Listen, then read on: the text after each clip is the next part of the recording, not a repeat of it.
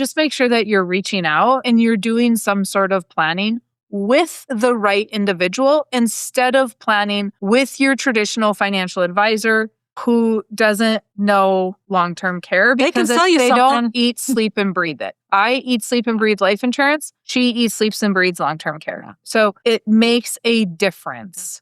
Look, I don't want my primary physician doing heart surgery. Yeah. I don't want my eye doctor doing heart surgery. So this is a matter of the heart. Yeah. Yeah. We want to care. We want to protect our families, protect everything that we've built for the past 30, 40 years of our working life. And it's not difficult to do. I'll make it really easy. You told me that story, but you also said all he needed to do was sell one piece of equipment and he could have had enough long-term care that he could have saved the lab. Yeah, so that would happen when I was in Ohio quite a bit. Remember, I said I worked with financial advisors that were also farmers. So they would just do that. And everybody knows everybody in town, so it worked out. But in Ohio, they had the fracking boom. So they stopped working because they didn't have to. So they were getting a lot of money. So anyway, in the early days, when they were dealing with another farmer, they would sell off a piece of old equipment. It'd be $100,000 And or who whatever. doesn't have farmers? You guys. You know, this is one of my biggest gripes. Get rid of that rusted metal. Yeah. Like if we have a junkyard of metal and we're like, we can't afford long-term care. So Really? they would sell one old piece of equipment because we all know what farmers Or are able to multiple do. pieces of equipment to clean up the yard. Right. And can we stick that into a long-term care policy? Now, how old is too old though? Well, so there are options up to age 87. Of course, the older you get, the less attractive it is. But like you can still get lifetime coverage up to 85 as long as they don't already have a long-term care risk. Meaning mom could be 85, get lifetime coverage, and as long as she can pass a cognitive, a short-term memory test where they ask you... So what is our requirement for long-term care? What do you mean? Underwriting requirements, like the health exam, the cognitive exam. That's another great What are we looking because a lot of people, I already have health conditions. I have diabetes. I can't get it. Yeah, you can. Yeah, you can. So it depends on the product. It depends on the way that we go. But that's, again, why I meet with people and ask them questions about their health, because then I'll determine which way we're going. So I'll just give you an example. So we've had people that have diabetes. As long as they're controlled, not a problem. People with heart disease, not a problem. Get them approved all the time. Now, what happens is when you get diabetes and heart disease together, that's when you start to get into the complications of diabetes, maybe some circulatory problems, neuropathy. Those would not get long-term care insurance, but there are still options out there where they cannot be denied. Past cancers. We have a lot of people that have battled breast cancer, prostate cancer. It really depends on the severity, the staging, how they were treated, how they're doing now. Are they in remission now? But we would do that all through underwriting process. So it's basically hey, you need to talk to Michelle. Yeah. Because we have a client, I have a client right now that you're helping with that we have dementia, but there's still options for you to get some sort of coverage, even though we have recorded dementia. So there'll be delays, so it'd be 1 year before going into a nursing home before it would kick in. But it's a way to still leverage and get the money tax-free. It's not the ideal situation. The ideal situation would have been to buy it 20 years ago. Right. But there's very creative options out there. Yep. So is there ever a time where you can say, absolutely, this is not, there's not an option? So we're kind of borderline with the one that we're dealing with now because of their asset level and they have plenty of cash. And they just put mom in assisted living. And from what they're telling me, mom is digressing rapidly. So she may just end up passing away. And so therefore it might. So a no-go would be, I've got dementia and I know I'm going to have to go into a home within the year. Yeah. Or you just put me in a home, so there's no option. Well, if they have dementia and their body is also not healthy, meaning they're probably going to pass away pretty quickly, then I probably wouldn't do anything at all. Okay. But if their body is healthy, but they're dealing with dementia, they could live a very long time with that. So you could still get them coverage, even it's not your traditional coverage. Right. And it's not going to be as lucrative as like what we got for you because you were 45 and healthy. Right. But there are still planning opportunities for sure. Like the more I talk about this, it's interesting to think that we always think it's for the old people. I'm talking to my clients about it for estate planning purposes, right? And that's all I ever talk about. Yeah. I've not ever thought or considered the home care for I broke a leg, or I have cancer, or I am a mom, I had a baby and I had a stroke afterwards, which is actually quite common, unfortunately. You think about, oh, what if I'm in ICU? Like, this is my thoughts, is what if I'm in ICU? How are we going to pay our bills versus if I'm dead, everybody's good. That's what I mean. It sounds terrible, but death is But I say that all the time. I'm know. like, if I'm dead, I'm good. But if I'm in ICU, we have a problem. Yeah. I don't, Michelle, I have never actually thought about, what if I'm not in ICU, but I need help at home? Like, I've never thought about the recovery piece of that. Alzheimer's, MS, ALS. There's a lady I follow that her husband has MS, and he was diagnosed in his 30s, and he's in a nursing home. They're probably, I would say they're 45-ish, maybe 50. Mm-hmm. But she was on a podcast interview, and I was watching a little clip of that. He got super angry and had like almost bipolar stuff. It was his MS. Mm-hmm. And that's a symptom of MS. Yeah. And so with Huntington's disease, like, it's the same thing. Yeah. Alzheimer's, same thing. My one client was like, she's ready to divorce him. Yeah. Because he was so angry all the time. Well, it was because, and then she couldn't keep him at home because he would kneel down and forget how to get up. Yeah. Like, he didn't know how to get back up from that position. Yeah. Well, I told you about my childhood pastor. They started noticing some things. He was going outside saying, they're watching me. Well, so he was getting like spooked. Well, then he's standing in the window with his gun. Like, he was getting a little schizophrenic a little bit. And they were like, who's watching you? What are you talking about? And Aliens? Yeah, like there's helicopters that are listening, and they're like, what are you talking about? They thought he was joking, like he was teasing. Well, then they were mall walkers, and especially in the wintertime in the Midwest, you know how it is. So they would go walk. Well, he would pick fights with complete strangers. This is a pastor. He would go, why are you following me?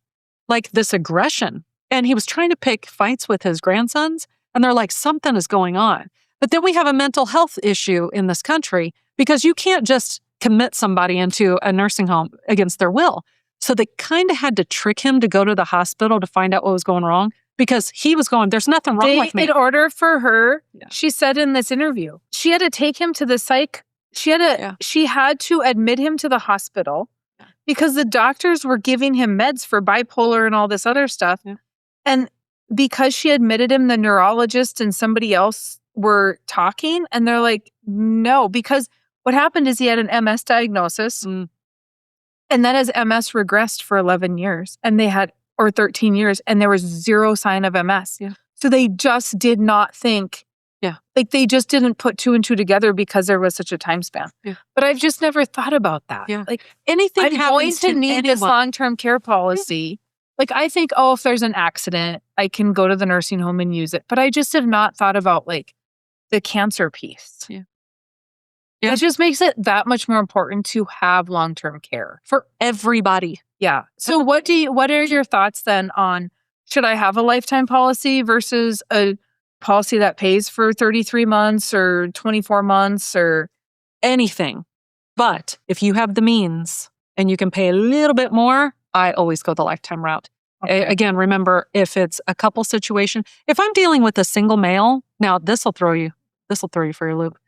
So they did a study, a company called AALTCI.org. It's nerd speak for long-term care, basically. But they did a study, and they asked the 7 largest long-term care companies, tell us your longest male client and your longest female on claim. And so they came back with 7 different, female and male. And it ranged from 9 years as the longest to 19 years, from $1.1 million paid out to $2.6 million paid out. So here's what we got from it. So the first thing we got from it was every single one of those people had bought lifetime coverage. That's why they were still on claim. That made sense. Probably the best thing that they ever did in their life was buying that policy because it paid out millions of dollars. The second thing we got was they most likely had a cognitive issue. It could have been a stroke, but these are people, that's usually the long need. It's not like I just got old and frail and then I passed away. Like, usually your cognitive, your brain was not allowing you to take care of yourself, but your body was still living. Mm-hmm. But the third thing really blew our minds. Out of the 7 companies, 5 of the 7, the male client needed more than what the female needed. And so here's what we figured out from that, because we were always like, well, men don't need care as long as ladies. True. However, when it comes to a cognitive issue, they can need care just as long as females, because now it's a brain issue, not a physical difference. We always think about men die before women. Statistically, that's true, but it's because of their physical shape. So men physically are different than women, but when there's a cognitive issue, they can live just as long as women.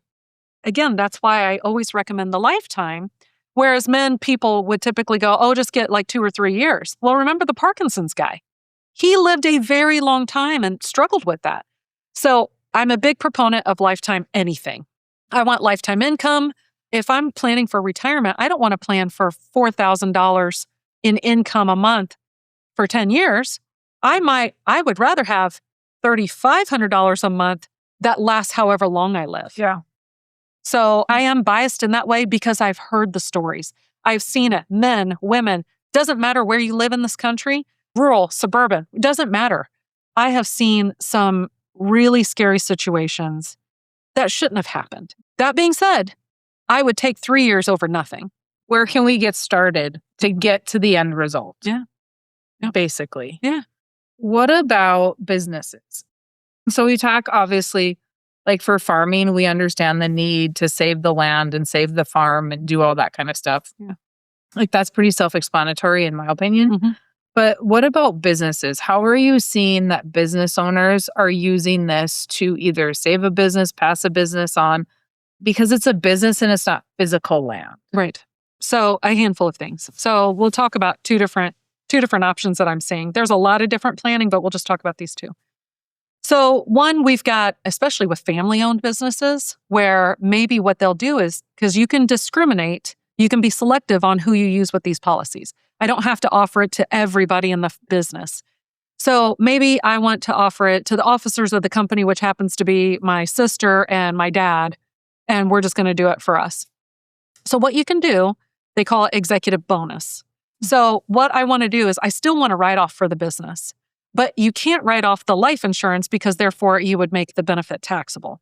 So what we would do, let me use an example. So let's say we're going to pay 10 grand a year. Well, what I do as the owner, if you are one of my employees, you're my sister and I have you employed. So I'm going to pay it to you $10,000 as employee wages. So I get to write that off as employee wages. You only pay the taxes on that, but really I'm paying your premium for you. So if you're in a 25% tax bracket, you're going to pay $2,500. So all you're paying is $2,500, but you're really getting a $10,000 benefit, or excuse me, a $10,000 premium. Right. So it works for everybody. The business gets the write-off, the family gets long-term care, but the employee is only paying the taxes on the wages that I paid. But how are we? That's a great strategy. But how are you seeing business owners buy long-term care to make sure that they're not having to sell the business because they got hurt, they had cancer, whatever. Yeah. Like we've built a business is very much like a farm. We spend all of our time building it. We kill ourselves building our business to be successful, being an entrepreneur, but we're not protecting it any better than the farmers are protecting their land. Right. We're not protecting it to say, hey, if we don't die and we do need care, now we're having to sell this business at fire sale prices. Yeah. And it's worth more. Or you have a spouse that ends up taking over and you don't want to be in business with that spouse, right? So that's why, key man insurance and all that stuff has been done for years. Yeah. Again, it's like I said on the individual side, just buying it individually. If you die, that's easier because we know what's going to happen. We have key man insurance. We have we have succession plans in place. Who's going to take over? It's when you don't die, but you need care, but you can't contribute to the business because you can't take care of yourself. So how does this, That's okay. This just popped in my head. Why would I have long-term care over disability? Do you ever get that question? Like, Michelle, I should probably have disability, not long-term care. Well, I need to use, I need my money. Yeah. So disability insurance, remember that only is. So I should have both. She sucks at sales. She should have said, no, you need long-term care. No, you need both. Just honestly, I'm you do. Totally picking on you. So you do need both. So disability is replacing the income that you can't make anymore. Remember, if you're living on, $200,000 a year, where do you get that income if you are still working? So it replaces your income. Long-term care pays for someone to take care of you. So if I have a $10,000 a month income need because I have bills to pay, I have a mortgage, I have all that, well, I can't allocate $7,500 of that to go to my care. That leaves me with only $2,500. I can't afford my mortgage and my car and my insurance and food and utilities. I still need the 10. So your disability pays, it's an income replacement, whereas care income is on top of that to pay for care. Yeah. Because it's Let a me new just bill. say what everybody's thinking. Yeah. I'm going to be insurance poor. Yes. What about, But remember, this pays out whether you live or die. so we've been talking about some life insurance. What do you think about the life insurance policies with the long-term care riders? Something is better than nothing. So I applaud anybody who buys any of those types of policies. But my first question would be is why did you buy the life insurance policy to begin with? You most likely bought that as a legacy plan. Well, if I burn through that while I'm alive, well, I just screwed up my legacy plan. So that doesn't make sense. And some of the, infinite banking type policies, they have chronic illness riders on there. And there's a lot of agents out there that will say, oh, your long-term care is taken care of. No, because it's still, I just busted up my banking strategy, especially if you're doing family planning, like that's all gone. And I screwed it up for my spouse. So how do those long-term care riders work? So usually it's an acceleration of the death benefit. So if I have, just making up numbers, I have a $100,000 death benefit. And there's a lot of different loose options out there because they're not really regulated that well. So I'm just going to tell you one scenario. Maybe they say you have access to 75% of that. So I can get $75,000 out of that policy. There's no lifetime coverage. There's no joint options available. So, and again, I just blew up my legacy plan because I burned through my life insurance death benefit that I'd planned to pay my daughter so that my son can get the farm, right? So like there's reasons why I did that. Something is better than nothing. That is always a great plan B. It's better than burning through your entire estate and going on Medicaid. But if you're actually going to do proper planning, that is not the right route to go. Well, how I look at those is you're basically using the cash value. Well, so if it's somebody that has, and correct me if I'm wrong, if I have a $100,000 death benefit and I am 85 years old, eventually that policy is going to endow. So your cash value is going to equal death benefit. So the closer I get to 100 or 121, the more cash value I have. Yeah. So I've paid for this long-term care rider. And if I'm only getting 75% of it, where's my cash value at that point? Like while I'm younger, that would maybe be beneficial. Yeah. But as I'm older, it's basically the same as saying, I'm just going to borrow cash value and pay the nursing home until the cash value is gone. Yeah, basically that is probably what's happening. Technically, the law is accessing, it's an acceleration of the death benefit. But you're right, you've already paid so much into it. But you're cash not value, right. Yeah. But cash value is a portion of the death benefit they allow you to use while you're alive. That's right. So I'm like, why are you paying for a rider to access cash value when you could just go borrow it? Right. Like you have access to it anyway. Well, some people so why think are we of paying extra for that option? Yes. Some people think, well, 2 in 1. It's like there's no deals in the life insurance world. No. And again, I'd rather have that than have nothing. Right. But if I'm doing proper planning, I want lifetime coverage. And look, even though it's a life insurance policy, primary reason is it's my long-term care plan.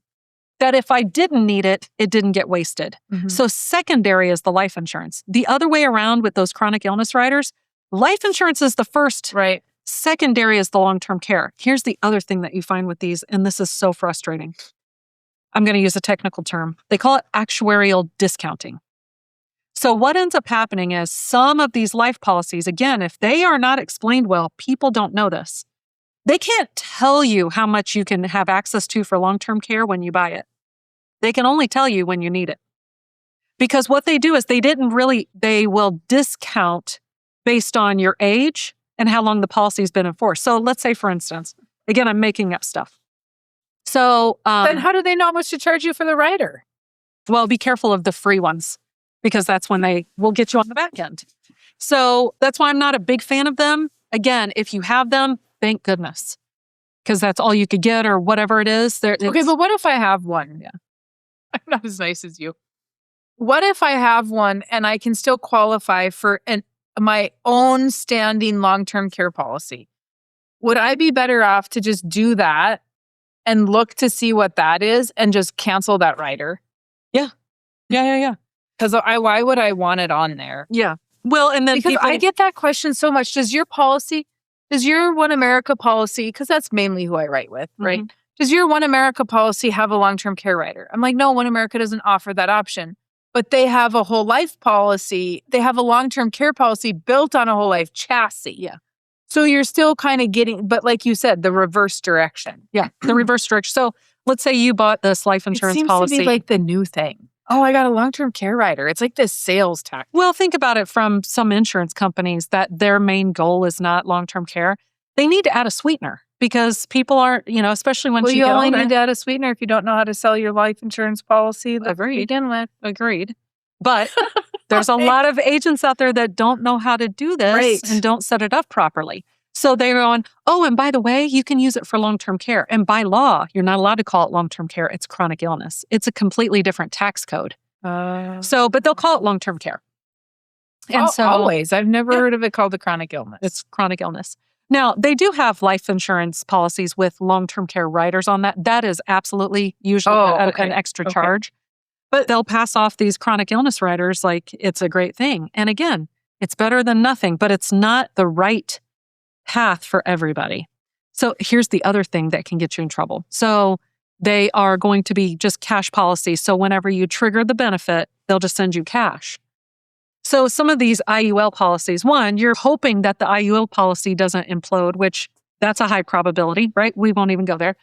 My clients, the people listening know, because Mary Jo rants and raves about IULs. Yes. IULs are really scary, in my opinion. So if you've got these IUL policies or whatever it may be, and they've got these chronic illness riders on them or these long-term care riders, and they pay a cash benefit. Well, the tax rule is you get up to a per diem rate. So up to $400 a day. So let's say it costs long-term care. So I'll explain it. Meaning, excuse me, if I get, I'm talking too much. Excuse me. That happens when you're passionate and excited. So I swallowed like I took a breath. This will be on the blooper reel. We can edit that out. Thank you. So the way that a per diem rate works is, or way these policies work is, so if I'm getting a cash benefit, remember the government wants to limit that because of fraud. And you're getting this money tax-free and they don't know where it's going. So they will give you tax-free up to a per diem rate, a per daily rate. So they say if you have one of these long-term care policies, you will have up to, I think it's this year, $400 and some odd dollars a day. Which $400 a day, excuse me, what is $400 a day? Let's do quick math. Because Michelle doesn't do math. Because we all, So that's up to $12,000 a month. Okay. So up to $12,000 a month. But if you have $400 a day, but you're spending $600 a day because you're in a memory care unit, you're going to have to prove where that money's going. So what ends up happening is you've got these large IUL policies, $2 million, whatever it is. And they say, yep, we're just going to give you cash. Let's say you've triggered the benefit and you're going to get, let's say out of that $1 million, you can pull $750,000 out. Okay. But remember, the government is only going to give you up to $144,000. So you owe taxes over and above that $144,000. You took cash of, I'm making extreme numbers. They gave you $750,000 out of this life insurance policy as an accelerated death benefit out of a chronic illness. You receive $750,000, but the government's only going to give you tax-free up to $144,000. You got a big, fat, you-know-what tax bill. And if you don't have receipts proving that you spent that on care, you owe taxes on that. You didn't get that tax-free. Reps aren't telling people that. Now, again, that's an extreme case, but that's what could happen. So on these long-term care riders, is it as easy to qualify and file a claim as it is if I have a long-term care policy? I don't know about that because basically there are rules. It's contract rules. And so that's where clients get in trouble. And if an agent But there are a lot of rules to riders on policies. Yes. And I don't put a lot of riders on my policies, but there are a lot of rules that people think, oh, well, I pay him for that rider. But there's a lot of exclusions for people, for these companies to get out of actually allowing you to use riders. Well, yes and no. So some of it could be that, but some of that also is the clients or the clients' kids don't understand what those triggers are. They don't understand what those exceptions are. So here's what happens a lot, even with well, one look at the client that you and I are working with together. Yeah. He didn't know that there was a long-term care rider on that policy. I don't know if you. I don't know. I think I forgot to tell you. He emailed me back and said he called the financial advisor, and there is a long-term care rider on mom's policy. Oh, well, that's good. That's something's better than nothing. Correct. But he didn't know. But had we not had that conversation with him, had you not met with him, he would have not known to check. Yeah. Because I think it came up in our conversation. Oh, it may have. Yeah. Well, and these are the conversations that need to be had because, again, it's usually the kids calling. So here's what happens at One America quite a bit. The kids will call and go, Mom's been diagnosed with dementia, so I'm calling on her behalf. Okay, well, has the physician stated that she's failing 2 of 6 activities of daily living? No, but she's been diagnosed. Okay, well, nothing gets paid out yet. So then they think the insurance company's difficult. We're following federal rules. These are federal guidelines. To be a tax-qualified long-term care insurance policy, 2 out of 6 activities of daily living, they're not going to give you tax-free money for nothing. So some of it's federal guidelines, some of it's the insurance company, some of it's the kids or even the agent told them, oh yeah, you just call them up and you get diagnosed with Alzheimer's. Well, the diagnosis itself, you're in a mild phase. That's not going to trigger the benefits. So it's frustrating if you don't have someone that knows what they're talking about and can help navigate the insurance company. On top of that, you've got insurance companies that are not in the long-term care business and they're slapping on these sweeteners saying they have long-term care, but they don't handle claims in-house. They outsource that. So they don't, like One America keeps their claims in-house because they not only have offered these for almost 40 years since the late 80s, but they are paying the claims that they have to deliver on those promises. So they have in-house people that will handhold families through the entire process because they know it's kind of scary and it's kind of hard. Kids are calling. But you've got insurance companies that go, oh, you got to call this other company. They handle all the claims. They don't care. So this other company doesn't care if you get your benefits or not. They're just processing the information. So again, you got to ask about that part. We had a situation, and this broke my heart. So the daughter talked mom into getting a long-term care policy. And so mom does. She's like, hey, look, it's just you and me. Like, we need to make sure that you have this in place. It was an annuity, so she couldn't qualify for the life insurance option. So she got the annuity with lifetime coverage. So she still got lifetime coverage. The daughter died first. Mom goes into a facility. She's got dementia. So you've got attorneys that are looking through her stuff. They had no idea. They just thought it was a normal annuity. They sold everything off first to pay for her care and didn't even tap into that. They had no clue. Yes. Can you talk about the annuity long-term care? Yeah. What does that mean? Because now you brought it up, so now nobody's going to know what that means. So with they call them hybrid policies. So life insurance with long-term care or annuities with long-term care. So it started with life insurance. And so the government passed a tax law to recognize certain life insurance policies. It was the HIPAA law of 1996. So that's what gave us the 7702B tax law. That's getting technical with folks, but nonetheless, it recognized certain life insurance policies to be used for long-term care. It's just a small provision of it. It's just showing Michelle's geeky level. Oh, I do a lot of reading. So that gave us that tax blessing. It was wonderful. Like, we all want tax blessings. We get tax deferral in our life policies, tax-free at death, and now there's a third tax benefit. I can use it while I'm alive tax-free. I love a tax blessing. So 10 years later, the government passed another tax law called the Pension Protection Act in 2006. And what they did was those same tax rules for life insurance, they just extended them to annuities. Because there's a lot of people out there that bought annuities. And annuities are great, especially in the right situations. And really what people were buying annuities for was for a future income stream. Because you can annuitize them and turn it into an income stream that maybe you don't outlive or whatever it may be. So if and we saw a rise in annuity sales because of the declining interest rate environment. So here's what would happen.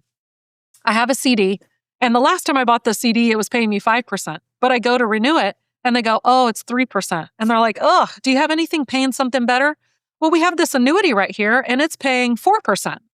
And it's tax deferred, whereas a CD, you pay taxes on your earnings every year. So they're like, okay, well, I don't need this money right now. I'll roll it over to this annuity where I can get that compounding interest. So it's better than my CD. So these people were buying these in the night because we've been in a declining interest rate environment for 20 plus years. So they have bought this annuity in their 50s. They didn't need it and it's tax deferred. So now over that 20-year period, I've got a lot of taxable growth in that contract now. So what a lot of people have done, and the reason why I bought the annuity is completely different than why I'm going to use it. So now what people are doing is they are using another tax law. It's a tax code 1035 exchange. I can move it from one annuity to a new annuity. So I can do that without paying taxes on it. But any of that money that I withdraw, I owe taxes on that interest that I haven't paid taxes on. So that new tax law, that Pension Protection Act, that recognized specially filed annuities for long-term care. So in that scenario, let's say I bought an annuity for $100,000, and over 20 years, I'm just making up numbers, it grew another 100. I owe taxes on that 100 if I pull that out. So now I can move that 200,000 without paying taxes, just paperwork, over to a new annuity that is Pension Protection Act compliant. That taxable growth, if I use it for a long-term care, is all tax-free. So if we have somebody sitting on an annuity, do they still have to qualify health-wise for the policy? But it's easier.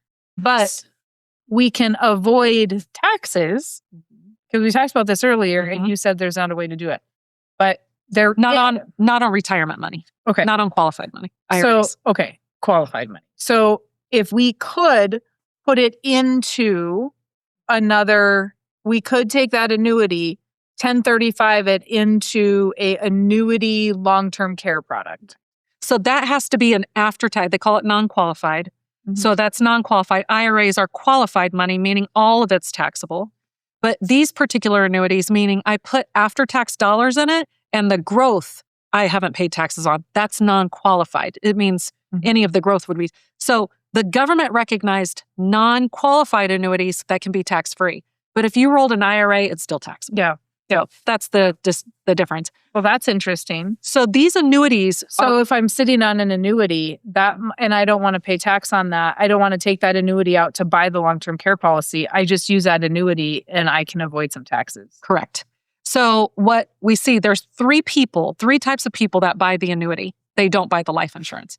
Number one is they're too old to get the life insurance, meaning they're up in age because the annuities can go higher. So that's the one that can go up to age 87. So that's the first reason. Maybe they're too old to get the life insurance. The second reason is they have health that they can't qualify for the life insurance. So with annuities, there's not a mortality risk to the policy, but there is a morbidity risk, meaning they could pay quite a bit more for long-term care. So they're going to make sure that you're not already needing long-term care. But you can have health risks that could cause you to pass away. But here's what they're looking for. Can you walk, talk, eat, dress, and bathe yourself? Do you already have a cognitive issue? Or can you pass a memory test? So they're not going to take anybody that's in a wheelchair, a walker, already has an ALS, MS, Alzheimer's, Parkinson's, dementia diagnosis. But everybody else got a pretty good shot at getting it. But you can still add lifetime coverage to this. So there's still going to be some limitations, and it depends on the situation. So the first reason is too old. The second reason is I have health conditions and I can't qualify for life insurance. The third reason is you can be young and healthy. You can be your age and completely healthy, but you already have an annuity that has a ton of taxable growth in it. All you got to do is 1035 exchange it. And now it's all tax-free.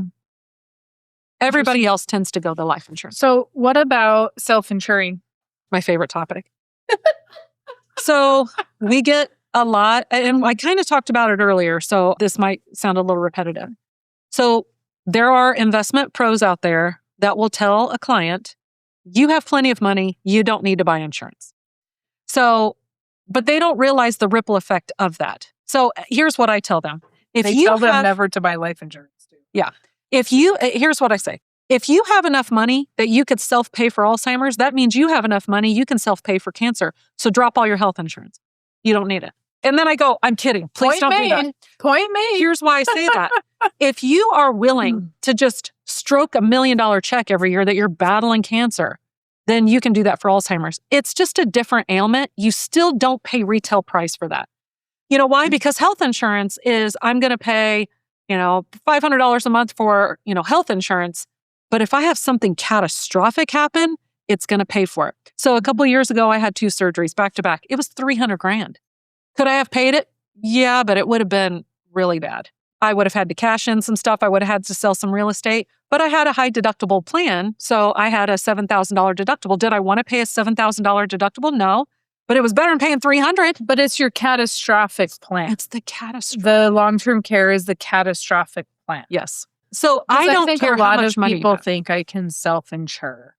Well, that's, okay, let's. Because and I said that a little bit too. Like, okay, we've got this policy for infinite banking. You've got $1 million of cash value or $500,000 of cash value that can be used towards the nursing home. Right. But it's only one of you. Yeah. It's not both of you. And depending on the circumstance and the situation, you might say that's fine. But it's the ripple effect of that. Yeah. Well, so I put out a video 2 days ago on LinkedIn and my Facebook page, and I actually went through the numbers. And I've had a lot of investment pros going, oh my gosh, I did not think about that. So it's a good video. You guys should go to, it's not on your website. It is on my website now. Okay. In my video library. Yep. Okay. So you could go to income care planning. Income planning. Care income. I mean, who knows where you'll end up at this point?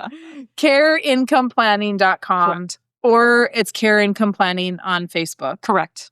And on LinkedIn, it's just Michelle. It's just Michelle Prather. Michelle Prather. Yeah. Okay. So basically what I do is I go through 3 scenarios. And so I look at the S&P 500 from the year 2000 to 2025. So that's 25 years. And I use the exact returns every year. And we know those go up and down. We've all heard about sequence of return risk, all that good stuff. So basically I show if someone had 500,000 at the beginning of 2000, at the end of 2025, if nothing bad happened, everything went according to plan, but life doesn't play that way, you would have had $3.3 million. Okay, because you got 25 years of that compounding growth up and down, whatever. Started at 500, ending with 3.3 million. Some people might say, oh, I've got plenty of money that'll pay for nursing home. So the second column, I show what actually happened if they had a catastrophic event like Alzheimer's, over 10-year pay. They would have pulled out, let's say back in 2014, they started in 2014 and they pulled out, and those costs increase every year, 1.3 million. Their ending balance was 639,000. So think about where they could have been, 3.3 million versus 600. Did it cost 1.3 million or did it cost 2.6 million? They pulled out 1.3 to pay the nursing home, but it cost them 2.6 million because they lost the compounding growth on that. Mm-hmm. That doesn't even include all the taxes they paid on that. Mm-hmm. So just showing that now, if they had a care income plan in place that paid that 1.3 million, just repositioning a one-time 100,000, they would have ended up with 2.6 million. It's not 3.3 because they lost the compounding on that 100,000, but it's still a way better outcome than all of your money gone. So again, the ripple effect, I'm losing compounding interest on my money, or the opportunity cost. I'm losing federal taxes, state and local taxes, and then just, again, the ripple effect on that. What happens to my spouse's retirement lifestyle? Mm-hmm. Like the peace that is providing. And then you're timing it with the market.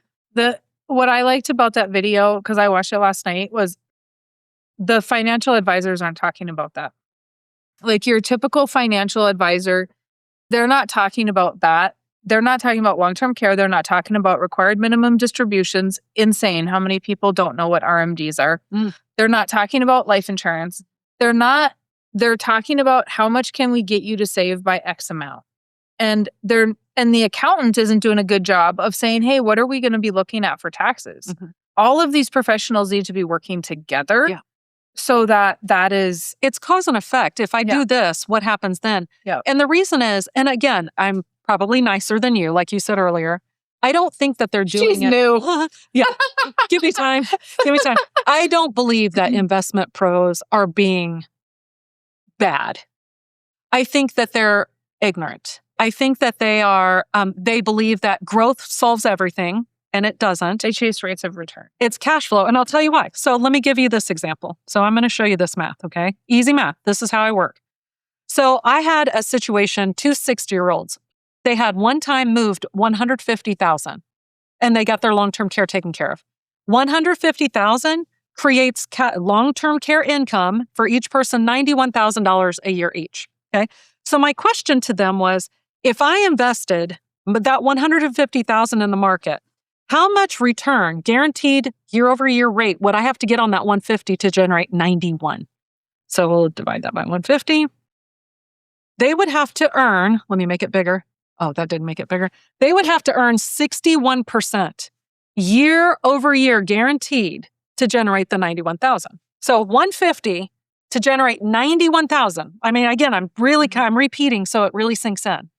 So I would have to put my 150 in an account somewhere earning 61% year-over-year guaranteed to generate 91,000. And that one's taxable. Mine's not. So let's do the opposite. Let's say that people go, 5%.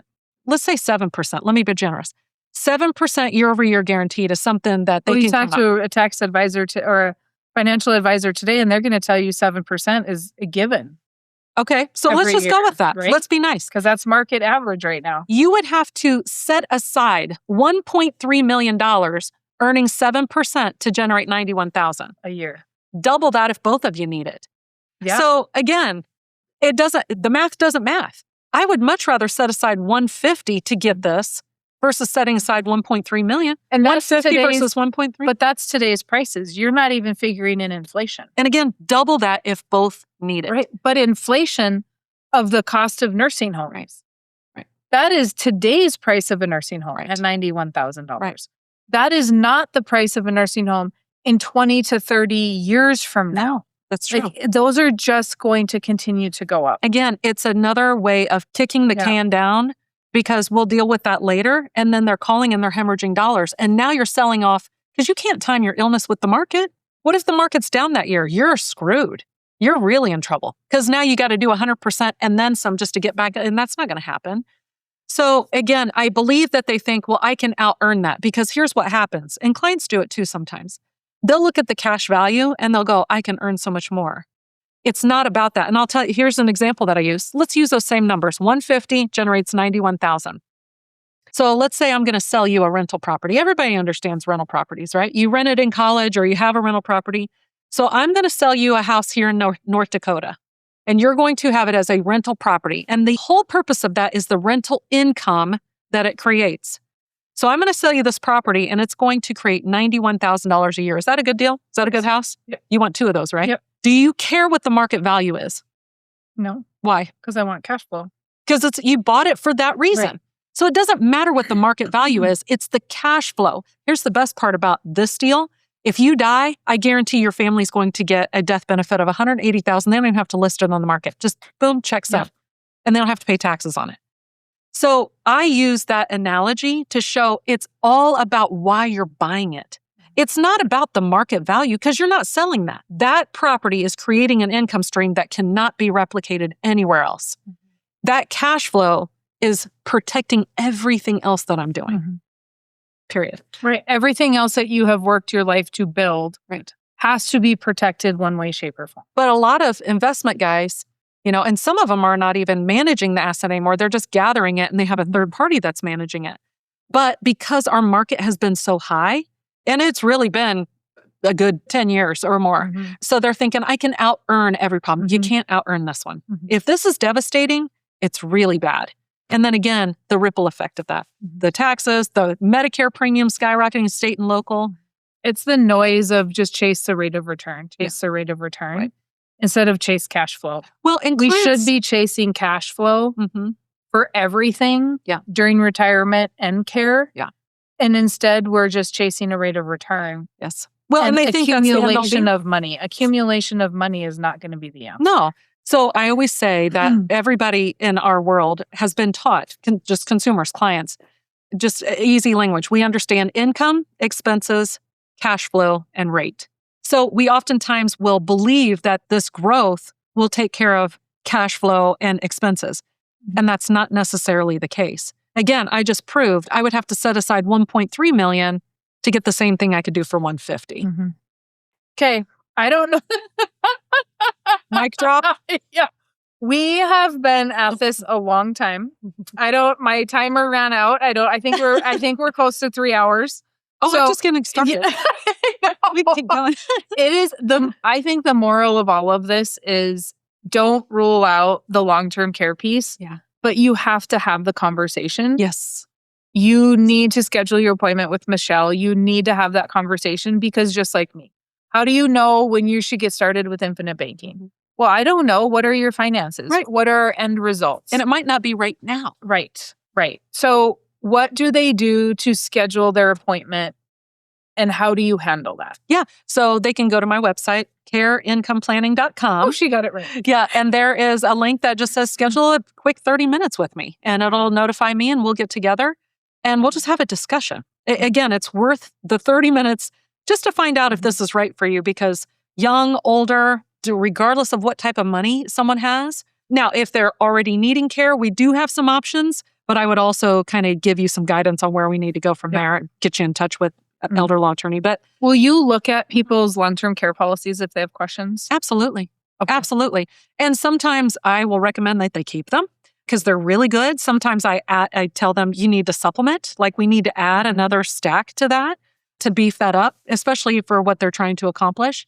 But just have a discussion. And they can email you? Yeah, they can email. Well, and that's the easiest way. But they can What's email your me email? info@careincomplanning.com. Okay. So if I have a question on my existing policy, I can email you and ask you a quick question on that. Absolutely. Okay. Instead of scheduling a 30-minute phone call, maybe email first. Yeah, if they just have a quick question, absolutely. You guys have heard me for the last however long, so you know I'm detailed. I'm going to give you a lot of information. I'll make it easy, but sometimes I might say, hey, it's too much to type in an email. Let's just have a quick call so it'll make sense to you. But that's what I would say. That's the best way to start is just have this conversation. That pastor that I grew up with, he said one time, you can't open this book, read it, shut it, and pretend like you didn't read what you just read. So that's pretty good. Anybody that has watched this, now you know, you are aware.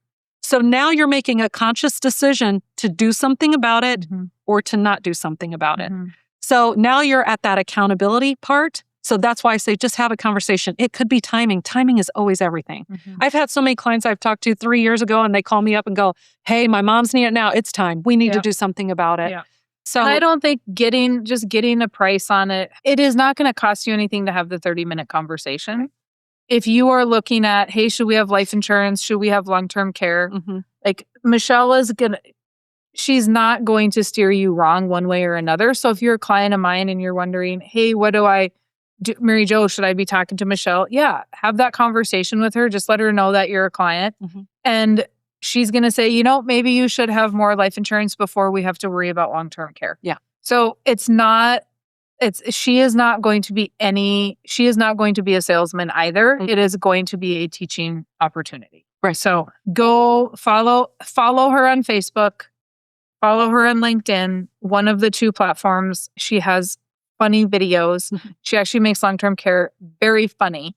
So follow her there and then just make sure that you're reaching out and you're doing some sort of planning with the right individual instead of planning with your traditional financial advisor who doesn't know long-term care because they don't eat, sleep, and breathe it. I eat, sleep, and breathe life insurance. She eats, sleeps, and breathes long-term care. So it makes a difference because there is so much to know. She even said to me earlier, she's like, I'm questioning what I know because after 28 years, she's learning a lot of stuff that she didn't know. So after 28 years of spending time in long-term care, how do you go to a advisor and go, oh yeah, you do everything. I'm sure you know it all. Like the master of none is sometimes you want to make sure that certain things are done correctly. Look, I don't want my primary physician doing heart surgery. Yeah. I don't want my eye doctor doing heart surgery. Yeah. So this is a matter of the heart. Yeah. Yeah. We want to care. We want to protect our families, protect everything that we've built for the past 30, 40 years of our working life. And it's not difficult to do. Yeah. I'll make it really easy. We'll try to put the link below. But thank you guys for hanging in there. I very much appreciate it. Any final words from you that I never have final words. Okay.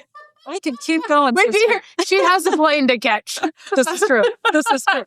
We're good. So let me know if you guys have comments, questions, concerns. You know the drill. MaryJo@withoutthebank.com. Otherwise, if you have IBC stuff, get your book, get your bundle, and then schedule your appointment with John or I, and we are happy to help. You guys have a fantastic rest of your day.